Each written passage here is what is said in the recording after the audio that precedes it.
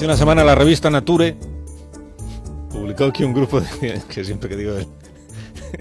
siempre que intento decir bien el título de esta revista me fríen los oyentes a correr diciendo lo has dicho de 8 maneras distintas y todas mal.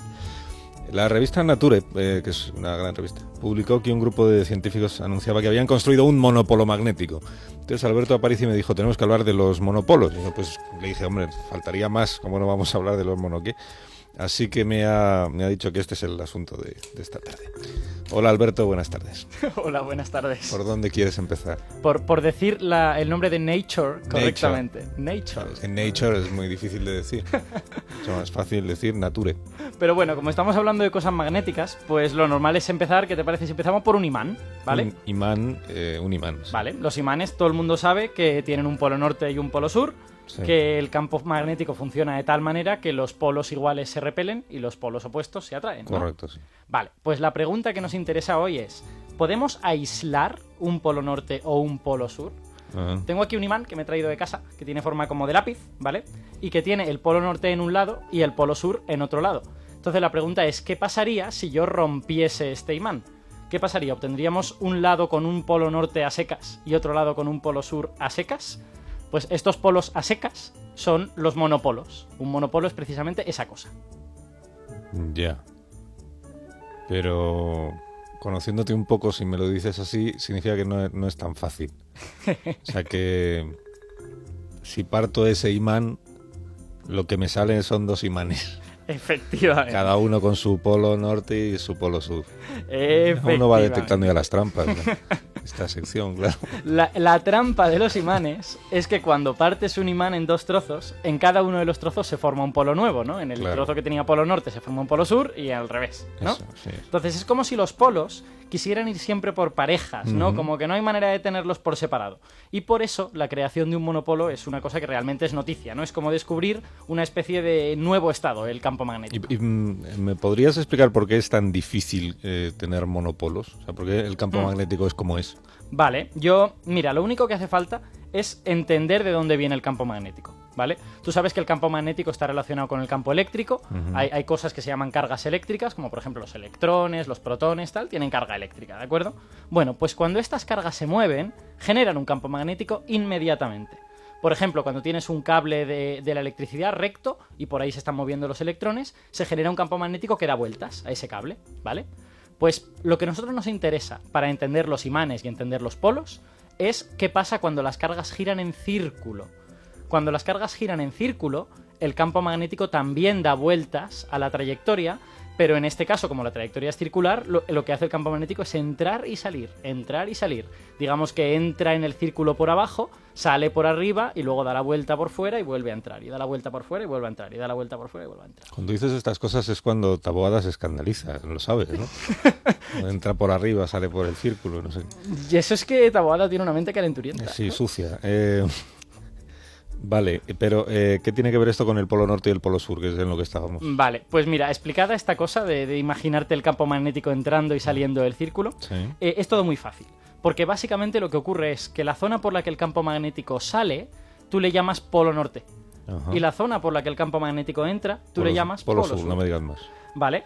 De manera que cuando tú juntas dos polos nortes, lo que está pasando es que estás juntando dos zonas en las que el campo magnético sale. Saliendo. Entonces chocan, digamos, uno con otro y se niegan a juntarse, se repelen. Eso es. ¿No? Mientras que cuando juntas un polo norte y un polo sur, estás juntando la entrada con la salida. Así que lo que pasa es que el campo magnético sale de uno de los círculos, entra en el otro, sale, da la vuelta por fuera y vuelve a entrar por el primero, y entonces fluye de una manera muy natural y los dos polos se atraen. No hay ningún problema. Pero entonces me estás diciendo que los imanes por dentro tienen corrientes eléctricas en círculo. Te estoy diciendo exactamente eso, pero lo que pasa es que las corrientes no son como las que tú te estás imaginando. Vaya por Dios. Lo que los imanes... Ni cuando aciertas. Es que la naturaleza tiene estas cosas. Entonces... Lo que los imanes tienen dentro son átomos, como todo el mundo, ¿vale? Pero los átomos, ¿qué son? Pues son electrones que dan vueltas. Sí. No es otra cosa más que una corriente eléctrica más o menos circular.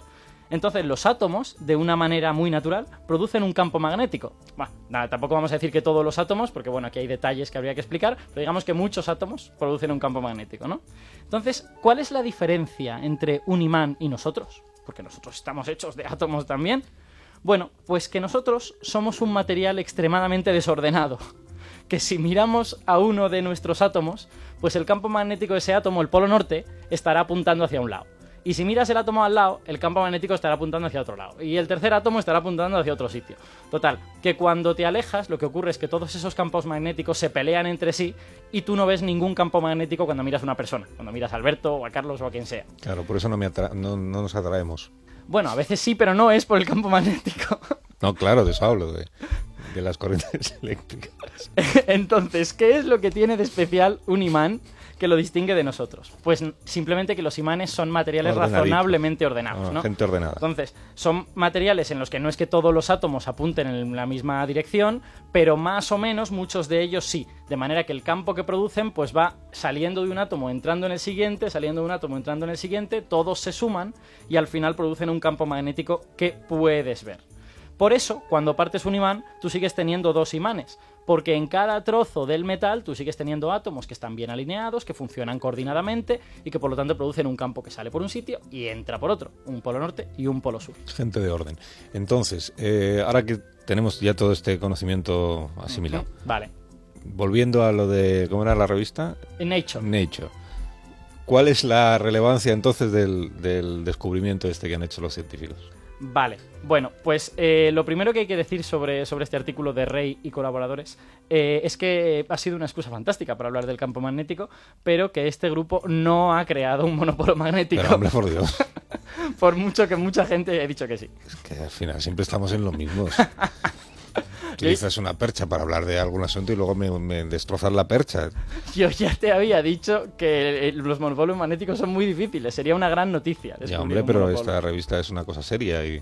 A ver, no, esta gente ha hecho algo muy serio, ¿no? Esta gente realmente lo que estudia es un superfluido, que también es otro tema súper interesante, es una especie de líquido que fluye sin ninguna viscosidad, pero hoy no da tiempo a hablar de esto. Bueno, pues los superfluidos, en esos superfluidos, como no hay viscosidad, se producen muchos pequeños remolinillos, ¿no? Entonces resulta que las ecuaciones que describen estos remolinos son absolutamente idénticas a las del campo magnético. Como son remolinos, pues también tienen cosas que giran, lados por los que se entra, lados por los que se sale. Bueno, pues estos remolinos del superfluido de Rey y colaboradores, pues con ellos han construido un monopolo, que es una zona a la que apuntan todos los remolinos, de alguna manera. Pero no es un monopolo magnético, es simplemente una cosa que se comporta igual que un monopolo magnético, sigue mismas ecuaciones. Entonces, la relevancia de este monopolo, entre comillas, es que podemos utilizarlo para estudiar cómo serían los monopolos de verdad si existiesen. Lo que dicen Rey y colaboradores es la primera vez que hemos generado algo similar a un monopolo en un sistema cuántico.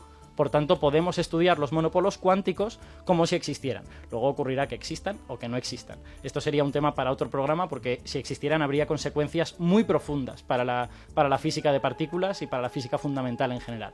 Pero de eso ya no da tiempo a hablar hoy, si acaso hablamos otro día. Pero el genuino monopolo magnético pues habrá de esperar. Parece que todavía no está aquí. En la ilusión que me había hecho, yo digo, ahora tenemos ya no monopolos, tenemos la de todo. Y no, monóculos, monopolos. Es un imitador de monopolo. Hecho de remolinos. Es un simulador, ¿no? Hay que llamarle por su nombre. Yo creo que hay que prestigiar estas cosas. Te he dicho bien Nature, ya no me pidas más. Adiós, Alberto, hasta la semana que viene. Hasta luego, Carlos. Cuídate mucho, feliz fin de semana. Un abrazo.